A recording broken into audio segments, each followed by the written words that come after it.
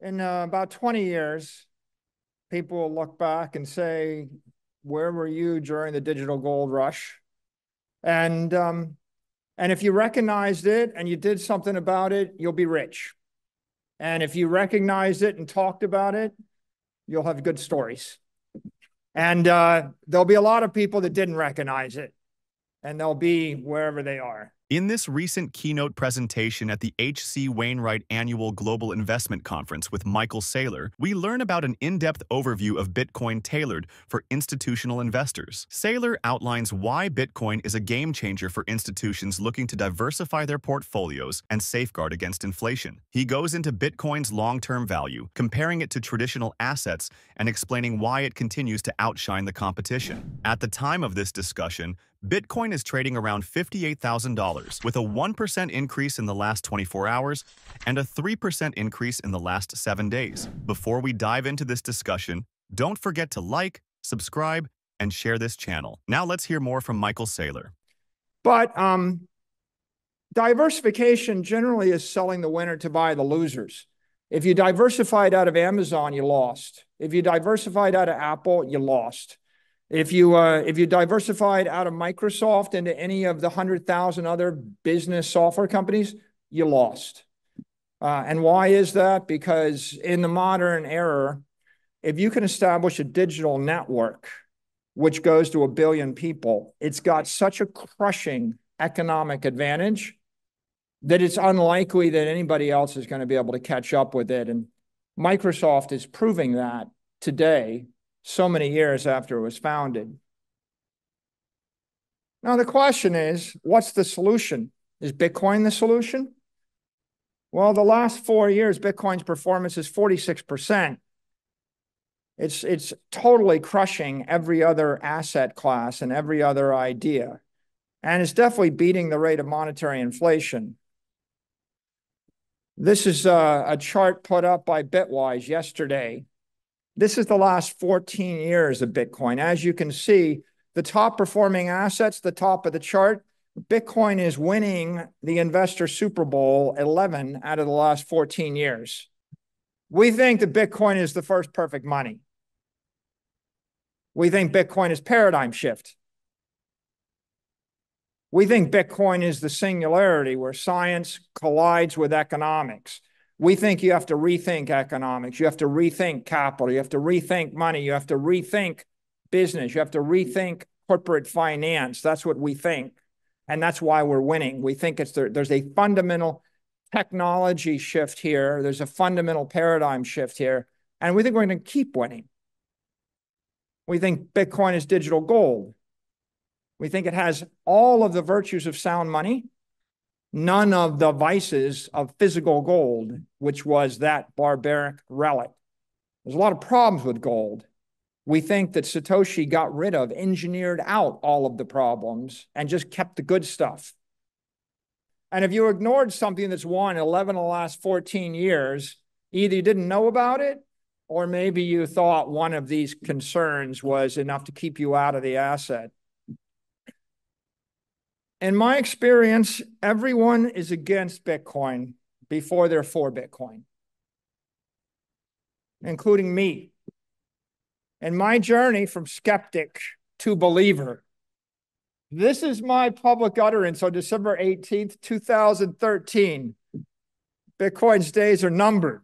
It's just a matter of time before it suffers the same fate as online gambling. Government's going to ban it. This is what by the way, that's what I thought when Bitcoin was about $100 a share or $100 a Bitcoin. When Bitcoin was $10,000 a Bitcoin, 100x later, this is what I thought. Oh my God, I have seen the light. Bitcoin is going to change the world. It's unstoppable. It's growing exponentially smarter, faster, and stronger. Now, this is the Bitcoin journey. And everybody goes through this journey. You're born a denier. It's tulip bulbs. It's a scam. This is the Peter Schiff. You're born a Peter Schiff. Maybe you stay a Peter Schiff. 1 hour is enough to be a skeptic. After 1 hour, you've learned just enough to hurt yourself. In 10 hours, you think, well, maybe it's an asset. I think I'll trade it. I'm going to buy it cheap and sell it when it's expensive. And then I'm going to buy it back cheap, and I'm just going to arbitrage something this way and that way. After 100 hours of study, of thinking about it, you become an investor. This is a digital monetary network. This is like Google for money. This is Facebook for money, Facebook for rich people. You know, Rupert Murdoch never brought 100 million friends to Facebook. When Rupert Murdoch buys into Bitcoin, the billionaire brings billions with them, right? The trading idea is not that complicated, and the investor idea is it's the next big tech network. It's a digital monopoly for money. After about 1,000 hours, you become a maximalist. And a maximalist is, this is an ethical imperative. The world's a better place with this, right? The money's broken. The world is broken. Billions of people are suffering. Fix the money, fix the world. That is the Bitcoin journey. Now, depression. It's 100 hours to an investor. I only have 41 minutes left. Welcome to the 1-hour Bitcoin investor crash course. So let's start with some basic principles. What is Bitcoin? Bitcoin represents the digital transformation of energy.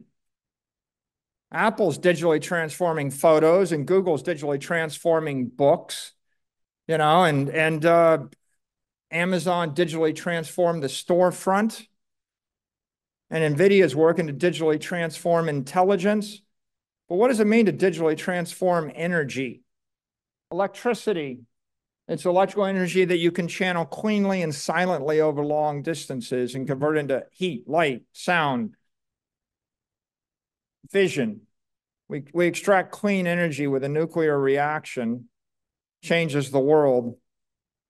And now, by the way, a little aside, we attribute that to Enrico Fermi. He did that at the University of Chicago. University of Chicago is the university founded by John D. Rockefeller. There's a little bit of irony there. What's Bitcoin? Bitcoin's the discovery of digital energy that can be programmed by a computer and channeled through time and space. Okay, that's a lot to wrap your head around. There's a lot of applications with digital energy. What does it mean? It means something conservative. It means that I've got $1 billion worth of something and I can move it anywhere else in the universe or hold it for 1,000 years and it's still something, right? We haven't figured out how to do that until Satoshi. What's the most lucrative application of digital energy? It's the digital transformation of capital. As we just heard Michael Saylor discuss, Bitcoin's resilience as an asset class stands out, especially for long-term investors. Now, let's focus on 3 critical topics. Bitcoin as a digital transformation of capital, the reasons why it's outperforming traditional assets like real estate and bonds, and how institutions like BlackRock are now embracing Bitcoin. Michael Saylor highlights how Bitcoin's scarcity, security, and performance make it the most compelling investment for those looking for stability and growth in the digital age. Now, let's listen to what Michael Saylor has to say about how institutions are adopting Bitcoin and why it's a game changer for investors.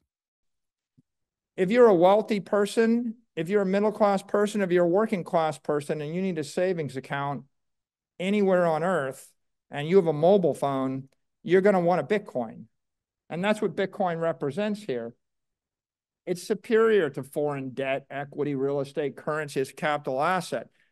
This is difficult for someone in Manhattan to grasp. You live in the greatest city in the world, right? And presumably the most secure city in the most secure economic network in the most powerful country that's ever existed, right? Anybody that owns an apartment in Manhattan would say, I'd never sell it. Everything else is a trade down, right? Everything's a trade down. I gift it to my children. I'm not leaving. But now put yourself in South America, in Venezuela or Argentina or Brazil, or put yourself in Nigeria, or put yourself in Lebanon and Syria. Heck, the Chinese have capital controls. You can only take $50,000 out of China every year. Why do you think that is? Because everybody wants to take their capital out of China. The Chinese currency would collapse if they actually eliminate the capital controls. What about volatility?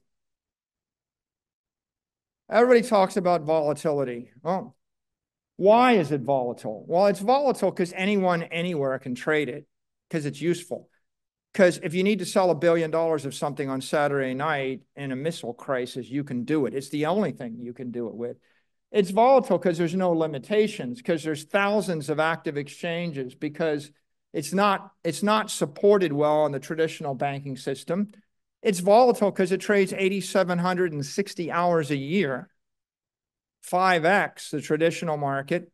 It's volatile because you can bypass the exchanges, and it's volatile because it's cross-collateralized every other kind of crypto.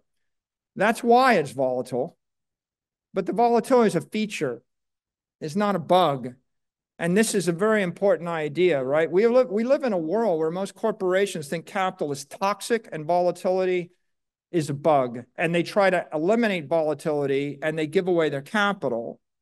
And I'm here to say volatility is vitality, it's life, and you should keep your capital, right? The volatility represents the advantage of Bitcoin.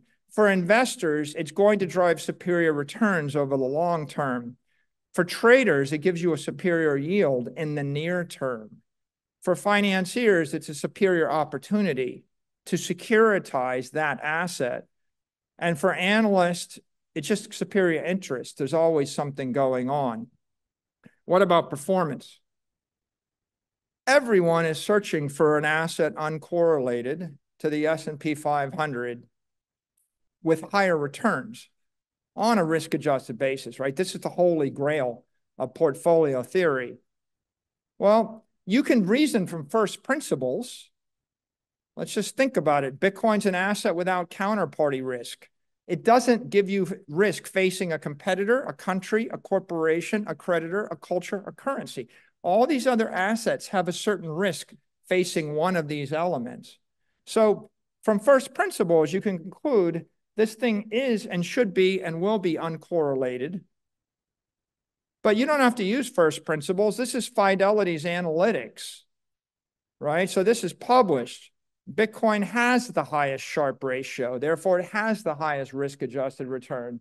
And you can see the correlation to the S&P. It's not correlated to the S&P. In fact, Bitcoin's the most popular, it's the most powerful crypto network in the world. It's got the most popular support, regulatory support, technical support, computer power, electrical power, political power, economic power. Once you understand these things, it's not any one thing.